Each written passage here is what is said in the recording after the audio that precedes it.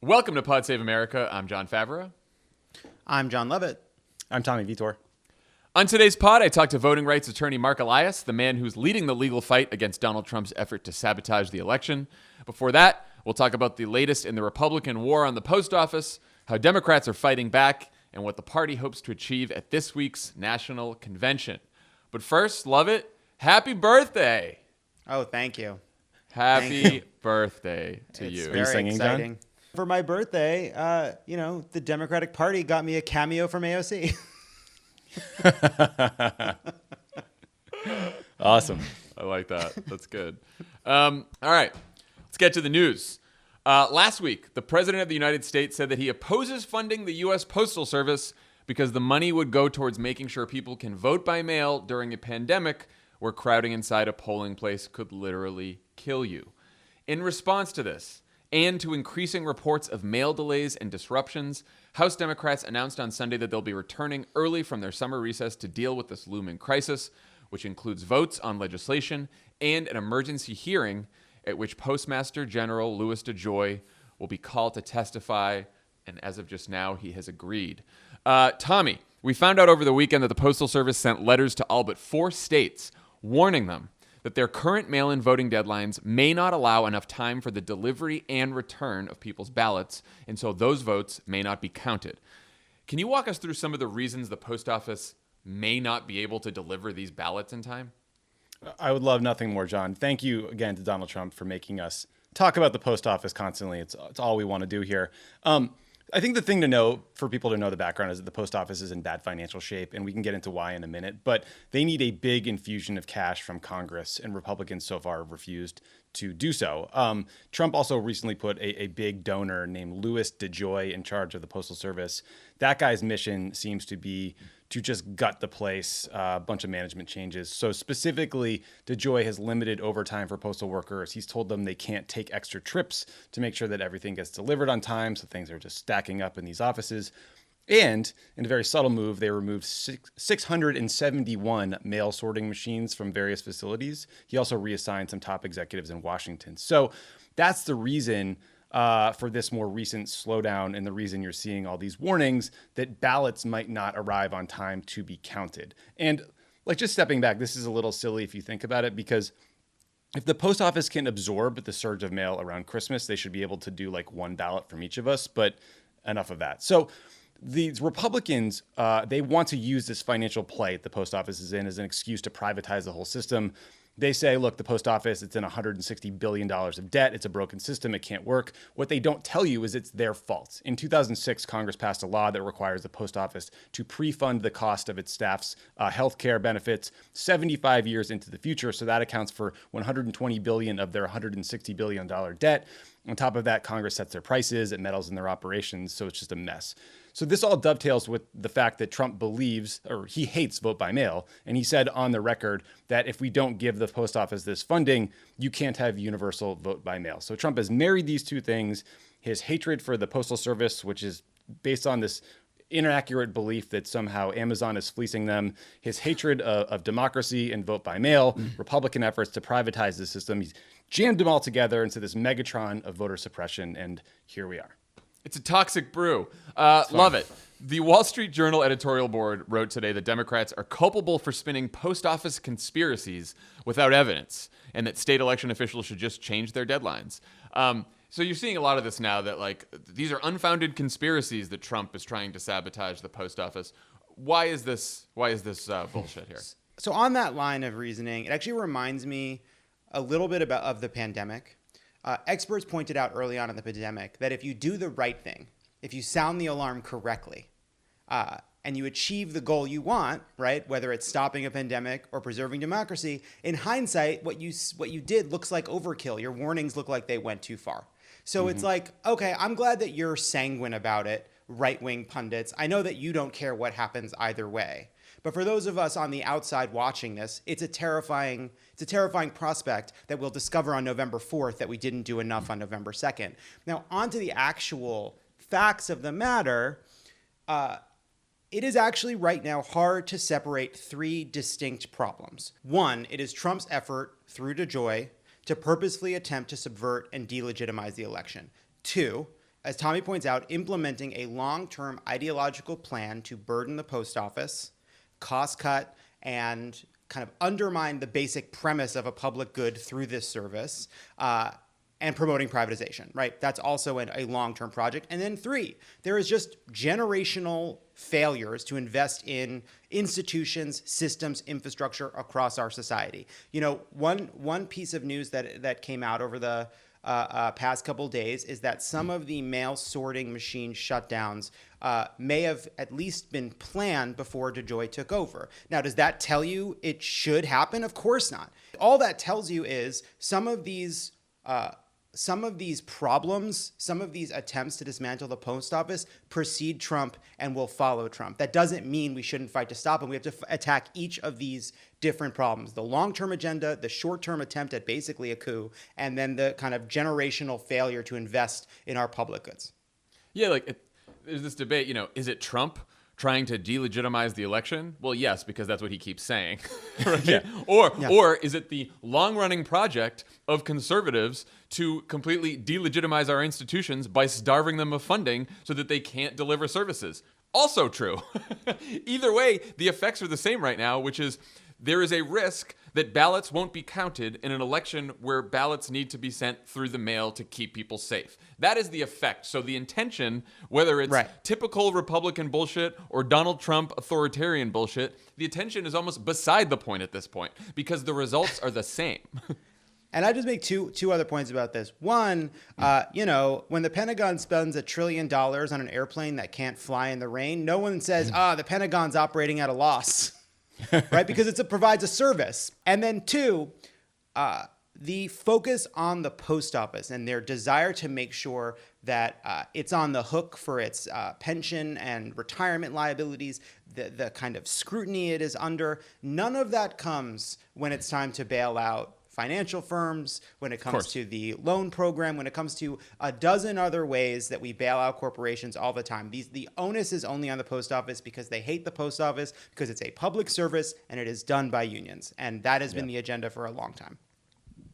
I will say the other very sinister effect of all this is and I think this could be Trump's intention here, it is freaking people out about whether their votes are going to be counted. And so it is instilling a fear in a lot of voters that they maybe shouldn't even use mail-in voting at all. And, you're seeing this on Twitter too, like people are sending around pictures of post office boxes locked up, freaking out about that. And it turns out that is a completely normal practice that they do to stop people from stealing mail. And there's actually a mail slot in the back of those that you can put in mail, right? But it's understandable that people are getting freaked out because Donald Trump is saying mail-in voting is fraud.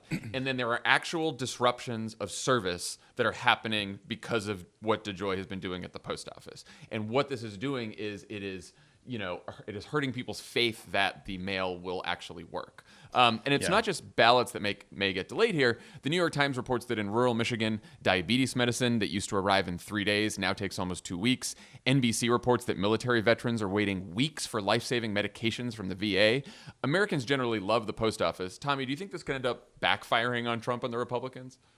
Yeah, I mean, look, I think it could. I think it's going to take a lot of work because, let's be honest, it's hard to drive post office concerns to the front page of the newspaper. But I think the press needs to view this as an attack on voting rights and democracy itself and report on it accordingly. And it drives me insane that, preventing Black Americans from voting has been a core strategy of the Republican Party for years, in that, the discourse around these questions are still softened with these euphemisms and bullshit spin about voter integrity. And we just need to call it for what it is. I do think that Democrats need to do a lot more work to sound the alarm about what's happening locally, right? So find a bunch of veterans and seniors in your community who are waiting for medications, lift up their stories. Find service members who serve in your district who are overseas and are worried about their votes being counted. This is actually another instance where the total lack of local news is really bad, right? Normally the local paper would be highlighting exactly this kind of stuff. People would be reading it. You'd be hearing about a veteran not getting medication. Instead, we're waiting on these stories to get found and filter up in national media outlets. And we're not hearing enough about what these slowdowns view for these specific communities. So Democrats need to do all this work. We got to educate constituents about what's happening, why, and that this is an urgent need. Because the post office is a bedrock government function, right? I think it was the first real core thing that the government did in some ways. Like there was a while that I think a quarter of federal workers were postal workers. So it's a big deal to just kill it slowly and to try to do it in the 6 months before the first ever election in a pandemic. It seems obviously purposeful to me. A Pew poll from April showed that the post office has a 91% approval rating. 91%. And you're right, Tommy, that Democrats should be doing more of this. Liberal firebrand Joe Manchin was doing what you were talking about over the weekend, going to a post office, making videos about how people's mails are getting closed. So this is something like, and you know, there are reports that some Republicans, of course, they don't want to be named, or elected Republicans are also concerned about this too, especially Republicans who represent rural areas. Who is getting hurt by these post office delays when they don't get their medications? Seniors, veterans, rural Americans, all constituents of the Republican Party right now.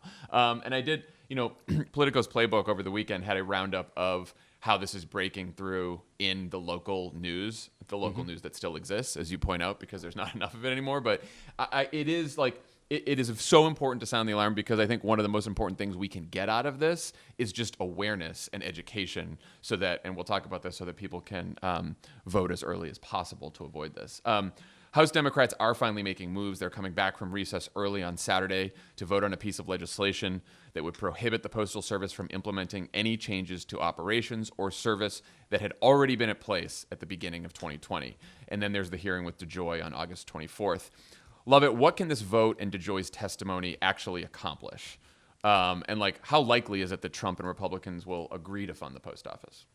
Yeah, I mean, I think it's good that they're getting on their Conestoga wagons and having the horses slowly take them back to the nation's capital. I think that's terrific. Obviously, it's a harrowing journey, so I'm glad that they're making it.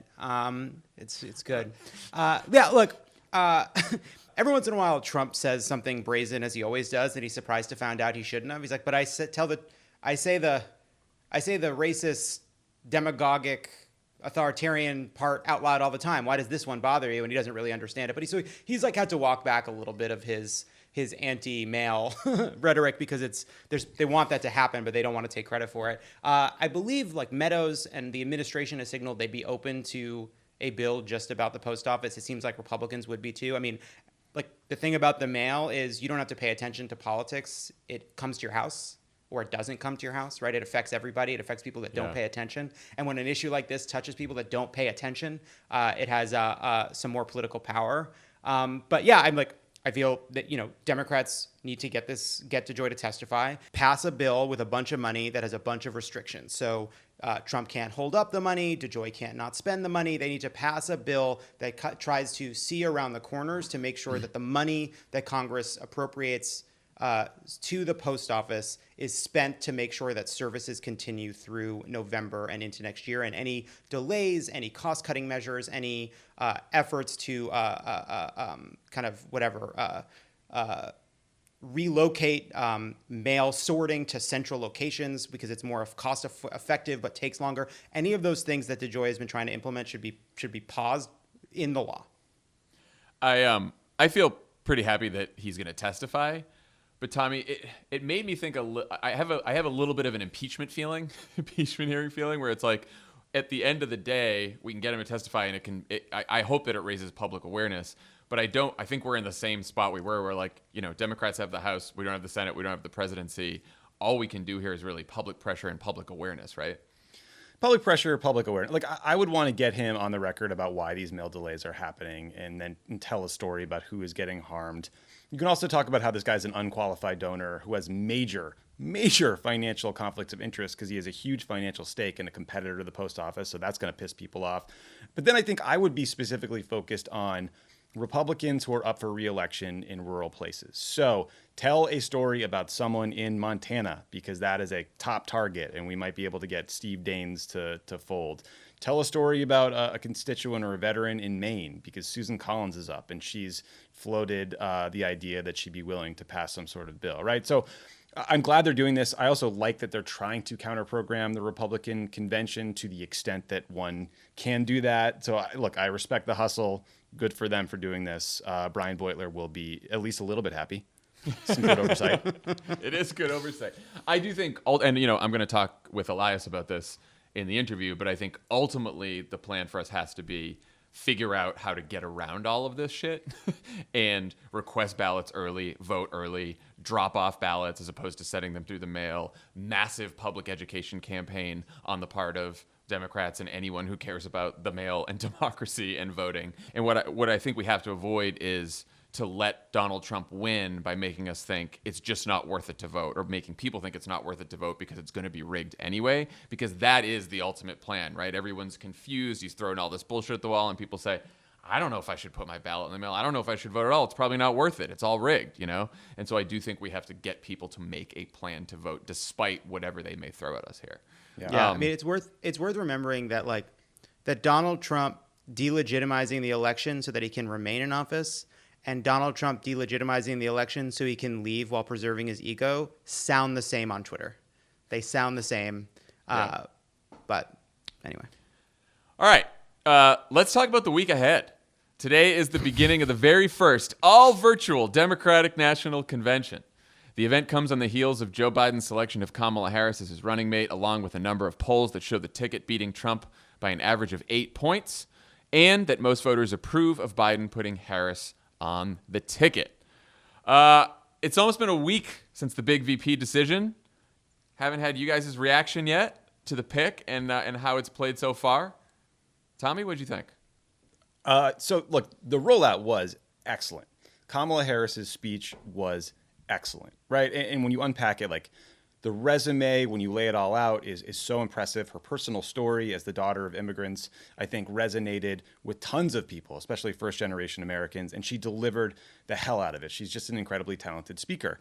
And the other thing she does that I noticed is that Obama was very good at responding to Republican attacks with a joke, with a smile, with humor. It like takes the edge off the response. Harris is extremely good at this. She has lines in that speech where she was just gutting Donald Trump, but she delivers it with a smile. It lands well. It's very impressive. It's something, you know, frankly, like, I'd like to see Biden do a little bit more, use a little bit more humor when he's dealing with this stuff. Look, you know, the knock on Harris's presidential campaign was, you know, that it didn't seem like it always had a clear message or direction. And I think they would obviously admit that, like, dropping out before Iowa was not the goal. That was not what success looks like. But navigating that huge, unruly Democratic primary is very different than prosecuting the case against Trump. And she is an expert at prosecuting a case, and we saw it already. So I was energized by it. I heard from a lot of people who said, I am surprised at how excited I am by this pick. It's wild that Biden raised $48 million in 2 days after the speech. There's already some polling. 54% of Americans like the pick. 64% of Democrats are strongly approving of the pick. And then, you know, like, stepping back, because I'm being very tactical here, like, this is a historic pick for women, African Americans, Indian Americans, Jamaicans. It's also, you know, we're a party where a lot of our leadership is pretty old, and Harris at 55 represents generational change, and it's exciting. And so, like, I guess last thing is, there's probably listeners who wish someone else had got it, or they say, you know, I have a problem with Harris's record or policy positions, and that is okay. We are not here to tell you to get over it or like hold your nose. I just think you need to remember that politicians are humans. They change, they evolve. So, you know, make Harris and make Biden account for their records, but know that they are not bound by them. You can advocate and push them to change. So it's going to be really interesting to see what the campaign does, how they deploy her, right? Like, they're going to do this joint interview on ABC. She gives a major speech at the DNC. Then there's the VP debate. Those are the big moments, but it will be interesting to see how they use her in between, because there's no stumping. Love it. How have now that it's been almost a week since the rollout? How do you think it's gone, and what's your reaction been? Look, I agree with everything that Tommy just said. I think what was striking to me is I had come to know that Kamala Harris in key moments shines, right? She, in that debate with Joe Biden, right, she sort of crushes. In hearings where she really needs to have a moment and step up, she can make those moments really count and really go far. And it was striking to me just how much that energy, that capability was needed in this campaign. We have 4 people running for president and vice president. She is not just the best messenger in that group. She is the best messenger by a mile.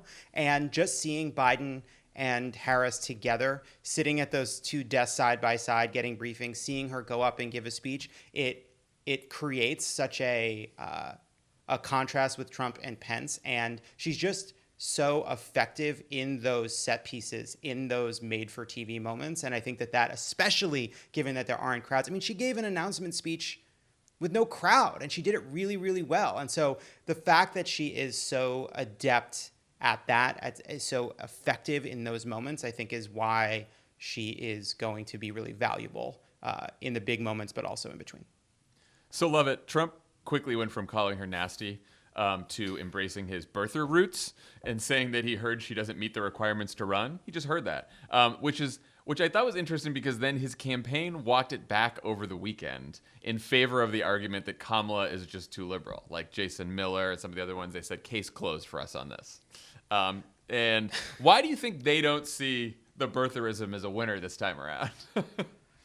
Well, look, let's see. I mean, they always play footsie with this stuff, right? They throw it out there, then they get it out there into the ether, and then they walk it back. They've played that game a few times. I don't know that they're walking it back means that they're not getting the mileage out of it that they want. It's obviously absurd. It's ridiculous, obviously. I mean, she's a lie completely. Yeah. It's a lie. But see, with the Obama birtherism was a conspiracy theory that everybody was in cahoots to pretend he was eligible. The Kamala Harris conspiracy is actually just a kind of crackpot reading that nobody takes. There's no actual missing information. Everybody has the same set of facts. It's the same set of facts that apply to 6 or so other American presidents, including Donald Trump's favorite, because somebody told him once in a meeting that they were the same, Andrew Jackson. But I do think it speaks to the fact that, like, look, John, congratulations. Donald Trump retweeted something that mentioned you. I'm sure your mentions were just... it was just the flowing. highlight of my whole fucking life. Nice people. Yeah. That was people. it. But, that was it. Yeah, but I mean, look, they, she's an Antifa general and also a corporate cop, and they're going to just throw both of them at us for a long time. Well, you can see it. And we talked about this a couple episodes ago, I think, on the new ad strategy, right? Which is to still call Joe Biden liberal, but they've sort of sanded the edges off the exaggerations that he's like Antifa general, and now it's just like he raises taxes a lot and he's super liberal, and sort of the more traditional Republican consultants around Trump right now, to the extent that there are some, really do want to just be, they think they need to run this campaign and just say that Kamala Harris and Joe Biden is too liberal. And so when I said last week on the pod that Kamala Harris has, in fact, embraced progressive policies in the Senate. She's for the Green New Deal. She had she signed on to Bernie's Medicare for All bill. Somehow, like, they all sent around my comments all week as like some big gotcha on Kamala Harris. It's like, I'm sure she would admit that she is for those policies still. She's proudly for them. They're popular. It's so annoying when Republicans like play act these revelations and the media repeats them. It's like, oh no, we said facts out loud, as if that sort of changed it. You could have Googled this. But like, stepping back to the birtherism thing for a minute, like, first of all, I didn't know I needed another reason to not read Newsweek because they wrote this big piece, this birther piece. But right on the heels of their Jared Kushner puff piece about the pandemic response. So, I look forward to never seeing it in print again, I guess. I don't know. But like, I'm not convinced that Republicans have abandoned birtherism, similar to what Lovett said, because, the thing to know about birtherism is that it is not and has never been about eligibility or the Constitution. It was a way to launder racist attacks about Obama through the media, right? It allowed them to say Obama was other. He was foreign. Fox News claimed he was educated in a madrasa, and that spilled out in so many different ways, right? Marco Rubio, his spokesman, said Obama was intentionally trying to destroy America, and Rubio himself said Obama deliberately weakened America. So it was just part of this otherness strategy. So I'm waiting for a version of this to come back because Trump always gets back to these fissures around race and now around gender. I do hope that the press has come a long way on this subject because in 2011 through 16, they were a disaster. Trump was repeatedly welcomed on mainstream news shows to spread this lie. He was on the Today Show, The View, ABC News, CNN. It was like a core part of his message that like they would cursorily fact check, but it really just spreaded this birther bullshit everywhere until Trump finally walked it back in the summer of 2016, and we were all supposed to act grateful for it. So, look, hopefully it'll be ineffective. Hopefully the press will shut it down. I expect it to come back. Yeah, that is true and unfortunate. All right, let's talk about what to expect from the convention itself. There will be no big speeches and stages and crowds in Milwaukee. Instead, The Washington Post reports that it will involve, quote, a behind-the-scenes crew of about 400 with operation centers in New York, Milwaukee, Los Angeles, and Wilmington, Delaware, with, quote, plans to broadcast to the nation hundreds of live video feeds from living rooms, national monuments, and stages around the country. Homebound delegates will be dialed into quick feeds of the live speeches so their real-time actions can be broadcast to the country as if they were in the same room as the speakers. Wow. Here's the only thing, just before we get to the analysis. They need to make a graphic of Joe Biden holding a electric wire in his mouth like a dog that says, "We'll be right back, technical difficulties," just in case. They just need something to throw up in case one of these things doesn't work. I'm scared for them too. They said in that story, Lovett, that like they're like, not everything, in fact, most things in the convention, most pieces of the convention haven't been pre-recorded, and we haven't tested all this. So like a lot of this is live, and a lot of this we're just gonna like see how it goes. Exciting. To any tech person, anyone involved in this logistics, the advanced people, anyone involved in planning this, we're thinking of you. We know how big this job is. Oh my God, we're hoping for you. We will not do your best. Do your best, junior people involved in putting this on. We're on your side. On your side. So, stepping back from that, I mean, the three of us have now been through 4 conventions, right? 4, 8, 12, 16. We've each been to a couple in person. What do parties typically hope to get out of a convention week? And what are some of the ways this year might be different? Love it? Well, yeah, I mean, a big room filled with people celebrating the anointing of a nominee. Look, it's been now a long time since a nomination was truly in doubt, right? It's been a long time since we had a real floor fight. I mean, we had that moment in 2008 where Hillary Clinton called off the stop your counting. It's Barack Obama's, and everybody was very excited. Linda Rothschild finally gave up her foolhardy effort. That's a great deep cut. Thank you. The Pumas. But so it's really become kind of an opportunity to sort of craft a story about the race and building up to the nomination of the vice president and the nomination of the president on the ticket. And, I would say it has been a place where you've seen like real rising stars kind of emerge as the leaders of the party, like Barack Obama in 2008. It's also been places where people really shit the bed.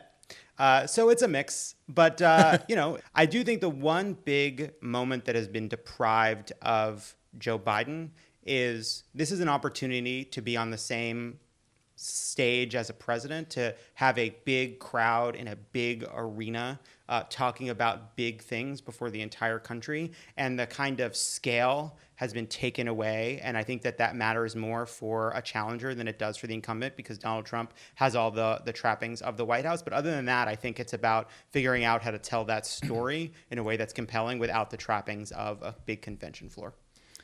Tommy, everyone's always looking for the bounce out of the convention. What makes this year maybe a little trickier for the bounce? I mean, these are such anachronistic events that maybe we won't have conventions in the future. But I mean, look, you do 2 things, right? You want to fill in everything you can about the biography of your nominee and your vice president in the gauziest, most inspiring way possible. So there will be a beautifully produced video about Joe Biden's life, his loss, his time in the Senate, his time as VP, about Dr. Biden, their family. There'll be similar videos about Kamala Harris. And then, core parts of that story and that bio and those values will be repeated in every major speech. So by the end of it, you can't help but understand who Joe Biden is, right? Obama's 2004 convention speech, we remember it as this coming out party about him. We remember red states and blue states. But in the middle of that speech, there was a tight, really compelling argument for John Kerry and John Edwards and what they would do for the country. In 2012, the DNC played this 7-minute mini biopic about Obama's first term that was about the financial crisis, the bin Laden operation. It was narrated by Biden, Michelle Obama, and Bill Clinton to contextualize and tell that story. Associated with that story is just going to be an sustained assault on Donald Trump and his record, which is why tonight's agenda is 3 crises: pandemic, economic downturn, and racial justice. And you'll hear that message from politicians, but then also these stories from real people who have been impacted by the policies. Like, I think those could even be more impressive than the politician speeches. So this is weird. It's all digital. It's all remote. I suspect we'll see all kinds of calls to action for like digital organizing events or fundraising. But Stephanie Cutter was quoted saying, this year's convention is 16 hours shorter than a typical convention. So in some ways, maybe that will make all the like cable booking and spin and conversations around the convention even more important. I don't know. We'll see. You're welcome, America. 16 hours shorter. So, no, I mean, campaigns spend hundreds of millions of dollars on advertising. These Billions. Conventions are free infomercials. They, from 9 to 11 at night, usually they're longer than that. The cable networks will probably take them. The broadcast networks will only take them from 10 to 11 each night. So you get 1 hour. So the only people that, so the question about these conventions is like, who are they for, right? They are not for us. Like, if you are voting for Joe Biden, if you are voting for Donald Trump already, this convention is not really for you. We're going to watch it. We're hopefully going to be entertained by it. We're going to be talking about it a lot. To the extent, Tommy, that you just mentioned, they can be an organizing tool. They are, they are for people who are already made up their minds, because hopefully, even if you're voting for Joe Biden, if there's a call to organize or get friends to register to vote at these conventions, you go do that. So I fully believe they should be an organizing tool. But really what I think both parties are hoping for is that in the 10 o'clock hour, when people tune in on broadcast television who are not like political news junkies, like the people who watch cable news, there's basically 2 types of voters. There's swing voters who haven't decided who they're voting for yet, Trump or Biden. And then there's people who haven't decided if they're going to vote at all, who tend to be younger, who tend to be people of color, who tend to be more cynical about the process. And I think from the Democrats' perspective, we both need to reach voters who are swing voters who are going between Biden and Trump, and we especially need to reach voters who may not vote at all because they are tired of the system and very cynical. And so those, I think, are the 2 audiences to have in mind as we see all this, because a lot of it is not for partisans. For me, like, that's how I'm going to watch each of these conventions. I think is going to be different. I think for the Democratic convention, it's something, John, we talked about in our YouTube video, that Joe Biden has to both, reassure people who are looking for normalcy and reach people for whom normal was a crisis for a very long time. And I think the big challenge for this convention is how you kind of tell that story. And then on the Republican side, Pence gave a speech, I think like over the weekend or last couple of days, and he, apropos of nothing, he's like, hey, and by the way, Kamala Harris and Joe Biden, they're going to take away your red meat. They're coming to your house and they're going to take your burgers out of your house. And it is crazy. When Sean Hannity asked Trump, like, what's your second term agenda? And he just like didn't have an answer. It used to be that on the Republican side, the kind of the right-wing populism was the icing on a kind of like corporate country club Republican cake, right? Like, Paul Ryan's agenda never going to be popular, so they do all this other stuff. From Reagan to Bush to Trump, they're all doing it to kind of like stir up their base and stir up the grievances to get out the vote, so they can kind of push through the program, the cake. And with Trump right now and Pence, like, it's just the icing, it's just the fear mongering, it's just the grievance. There's no actual program, and so I think that like what I'm going to be watching is, are they going to have a program? Are they going to have a positive case for a second term? So tonight's primetime lineup is Monday, former Republican Governor John Kasich, Senator Bernie Sanders, and former First Lady Michelle Obama. What a crew. What a crew. I will say that in the 10 to 11 hour, I think it's only Bernie and Michelle, but Kasich somewhere in the primetime. Mm-hmm. Tommy, what do you think was the strategy behind that lineup? And do you think the big tent is too big there? I mean, look, am I a big Kasich fan? No. Yes. He's sort of well known. You've said that for years. He's like kind of well known for being an asshole, and his politics are obviously way more conservative than mine. But look, he did a pretty good job in 2016 of rebranding himself as this sort of softer alternative to Trump. And I think a lot of people came away from that cycle liking him. And I think the goal this year is not to say Kasich is a Democrat. It's to say this is a year unlike any other, Joe Biden's candidacy is a place you can go if you're a Democratic socialist, a moderate, or a Republican who just can't stomach Trump for a variety of reasons. And like, if we can reach and turn out all of those people, that is a very effective message. That's a lot of the country. And so, our Kasich and other former GOP electeds, the best way to sell it, maybe, like, they'll get attention because they have name ID, they have profiles, and anytime someone from the other party speaks at a convention, it makes news. We all recall in 2004 when a Georgia Democrat named Zell Miller made a fool out of himself at the convention, in part because he challenged Chris Matthews to a duel, which was weird. But before that, he gave this speech just destroying John Kerry, and it was treated as big news. And so people, I think, Stephanie Cutter and the folks running this convention are hoping to get the same treatment. I think longer term, the videos you see coming from Republican voters against Trump are more effective. Like, average people voted for Trump, maybe largely voted Republican in their lives, explaining why this time they just can't.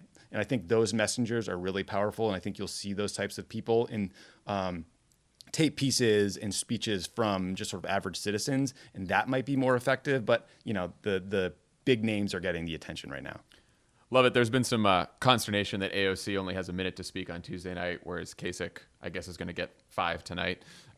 Most of the speeches are very short. I think some of the keynotes are like 10 to 15, or the final primetime ones. What do you think about this whole debate? Yeah, I think AOC should have had more time. I think it's less important to make the comparison and more to attack this question as to whether someone like John Kasich should speak at the convention. I think one point that the kind of activists on the left have made for a long time is Democrats have been too focused on symbols and not enough on actual substance, that not too much on performance and not enough about the undergirding policies. In this case, to me, John Kasich speaking at the Democratic convention is a symbol. A symbol of what? Well, I think it's, for the most part, a symbol about how uniquely dangerous Trump is. If it was also a symbol that Joe Biden is moderating his policy views, shifting toward the center to get at the kind of people that agree with John Kasich, I would have a bigger problem with that. But I think what we are seeing is that sort of two things can be true. One is that progressives and the left have successfully pulled the Democratic Party, and as a result, their consensus pick, Joe Biden, to the left. His policies have shifted to the left. He has embraced the Green New Deal. He has embraced a host of democratic reforms, economic policies that bring him to the left of Hillary Clinton in 2016 and certainly to the left of Barack Obama in 2008 and 2012. At the same time, they're trying to build a case that Trump is a unique danger. And again, what I said before, I think applies, right? He is trying to tell a story about going back to normal while also telling a story about how normal was horrible for a lot of people. I think you can do that and have John Kasich and Bernie Sanders speak on the same night. So I don't have a problem with it. Yeah, I mean, look, if it were up to me, I love hearing AOC speak. I take AOC every night of the convention, right? She's a fantastic speaker. Put her in the booth. She's a rising star in the party. Like, yeah, again, this is not for me, right? But like, and I also, by the way, think that AOC could do more in a minute than most of the speakers this week will be able to do in 20 minutes. That's who she is. As for John Kasich, right? John Kasich, as many people have pointed out, is anti-choice, right? And he has a whole bunch of other pretty conservative Republican positions, but especially anti-choice. We are not being asked to vote for John Kasich or for John Kasich to implement any of his policies. In fact, the opposite is true. John Kasich is saying, I am anti-choice, but I am going to, in this election, vote for a ticket that is pro-choice, that is probably going to install Supreme Court judges that protect the rights to choose and pass laws that protect the right to choose for the next 4 years and possibly justices for a generation. And I'm going to do that, even though I don't agree with it, because Donald Trump is so fucking dangerous. So all you other Republicans who might feel strongly about certain positions, like choice and stuff like that, I'm telling you, put that aside because our democracy is in danger because Donald Trump is president right now. So let's vote for Joe Biden. And will that be effective? Who the fuck knows? Is it worth a try? Yeah, probably. It probably is. Because again, we need two types of voters. We need people who voted for Trump and are now going to vote for Joe Biden, who voted Republican in the past are now going to vote Democrat. And we need people who feel that the system isn't working for them and they might not even vote. And those are the people that Bernie Sanders and AOC can sometimes reach. And if we didn't have Bernie Sanders and AOC, then shame on us because we would reach those people. And if we don't have the John Kasichs of the world trying to reach the other swing voters, then shame on us there too. You got to do both. I just think on the AOC thing, like this is the part that let me start over. Just On the AOC piece of this, like when people first started talking about her when she won the primary, I thought this must be a little bit overhyped just because it was so effusive, the praise. And then I saw her speak at this Bernie rally in Iowa, and I got it, right? And it was because she told a story about needing to get a blood test, and she couldn't afford it. And then she had to go to a free clinic and wait hours and hours to get the test that way. This happened when she was running for Congress, right? If you watch the Netflix documentary about her campaign, the Bring Down the House, you see her scooping ice when she's working at a bar. Like, I've had that job. You've had that job. Billions of people have had that job. So you see her and you think, okay, she gets my values. She gets working people. They need to make sure that they are programming enough speakers that are talking about the working class, that are forging that connection with voters, right? And so what's specific to AOC, like on top of that really, truly authentic connection, she's just an unbelievably talented speaker, right? Like Ted Yoho learned that the hard way. So it doesn't make a lot of sense to give her 1 minute. I don't think we need to talk about it like Twitter has in terms of the zero-sum choice between AOC and Kasich, because I could make an argument for both of them, and I could make an argument for a lot of kind of milquetoast boring Democrats not speaking, and then you give those minutes back to AOC, but these tend to be political decisions that go through lots of annoying screens that probably don't lead to the best product always, but check all the right boxes.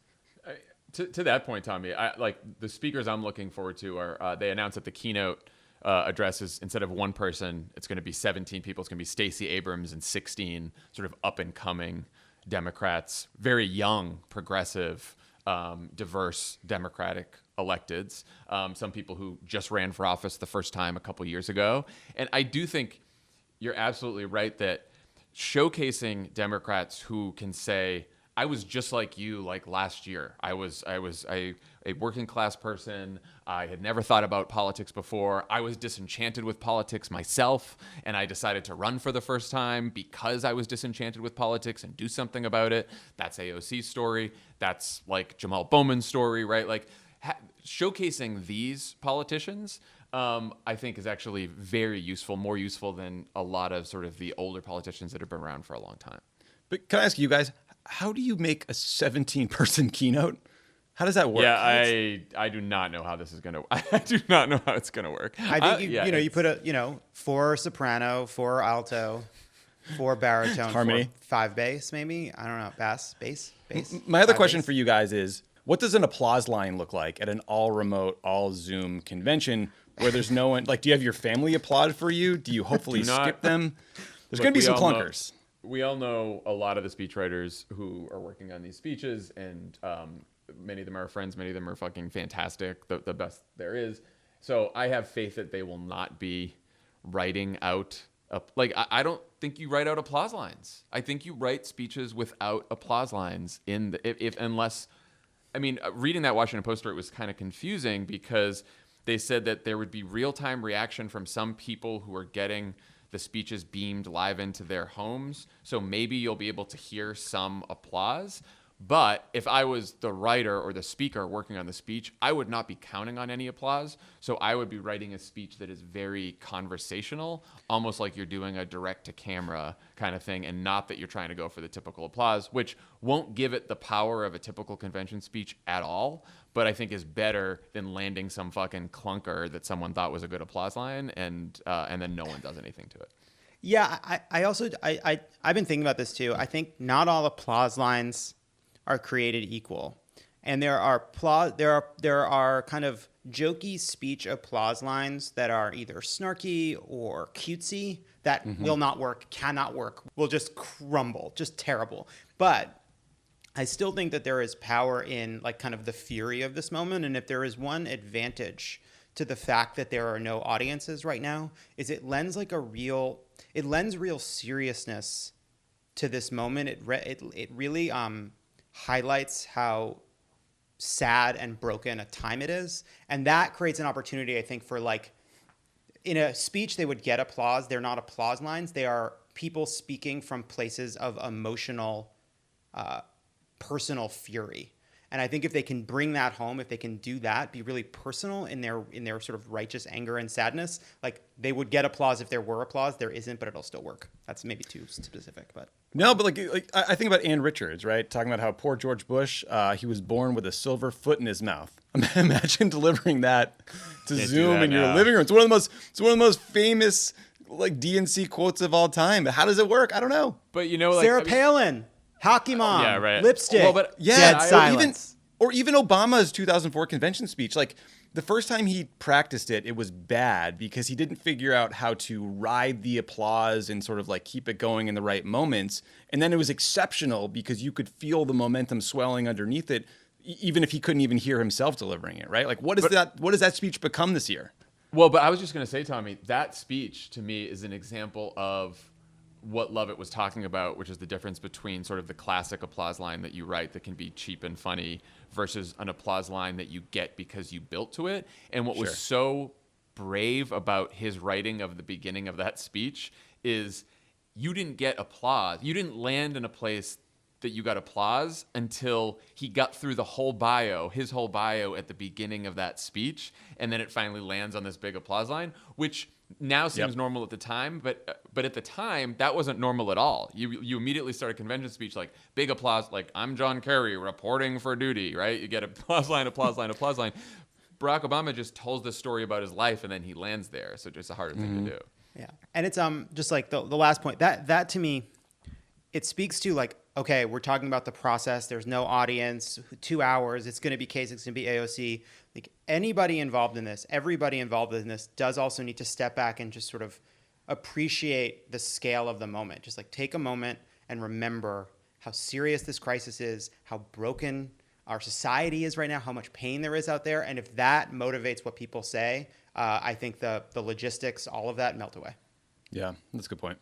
Well, we will be on group thread making fun of the cheap applause lines. Yeah. I mean, look, I may have written some. Not how everybody, still throwing. Not it how in. everyone envisioned covering this this convention a year ago, but you know, No, I guess there's snacks in my house. It's easy I to saw get to the bathroom.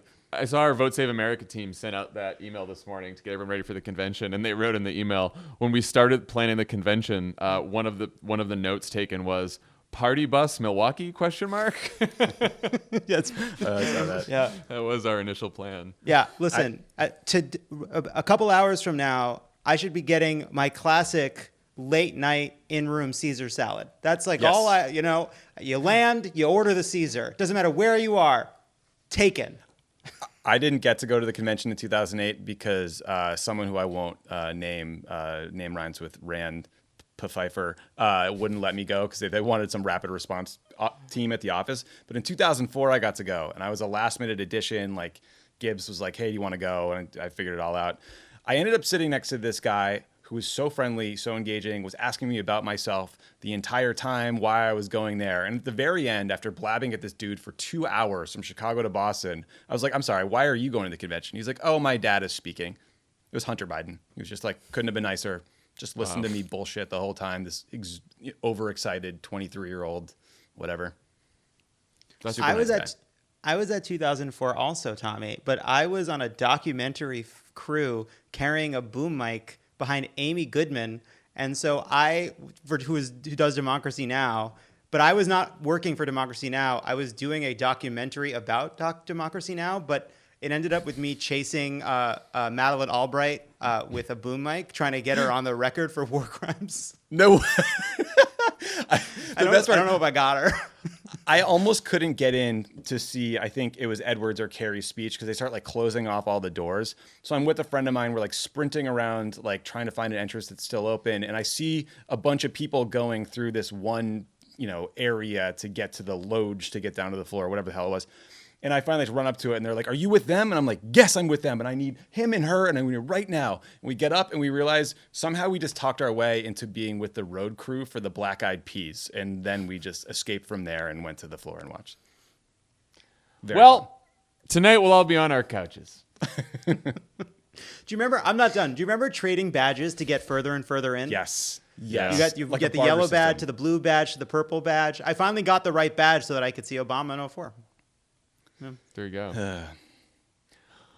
All right, guys. Well, Pandemic.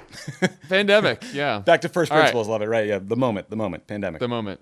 Well, I'm looking forward to it. It should be interesting to see how they're going to pull this one off. Also, Lovett and I are trying to be YouTube stars like Dan. You bet. We have a new series called Speechwriters React, and we have a few episodes up where we break down past convention speeches from Obama, Hillary, and Biden, talk about what works and what doesn't. Check it out at youtube.com/crookedmedia. I can't believe Dan moved into that hype house in Bel Air. That was so I didn't see that one coming. Here's the thing that sucks for Dan is it seems like a good idea, but if the sponsorship deals don't come in, you're owing Right. a ton of rent on a big mansion. That's right. Well, he's good on TikTok, so he'll probably be fine. Congrats to Dan. And finally, the Democratic National Convention starts today, and we're streaming the whole thing live each night this week on crooked.com/convention starting at 6 p.m. Pacific, 9 p.m. Eastern. We'll be doing group threads to cover the big speeches with some of the hosts and staff here at Crooked. And on Thursday, we have a special live Pod Save America pre-show where we'll have some fun, take some questions, and also host the world premiere of the documentary short Dress Rehearsal. It's about the progressive organizers who pulled off a stunning upset in this year's Wisconsin special election, even as Republicans did everything they could to stop people from voting, just like now. Once again, It's a deceptive it's a deceptive title. It is not about a ragtag group of high school kids putting on Brigadoon.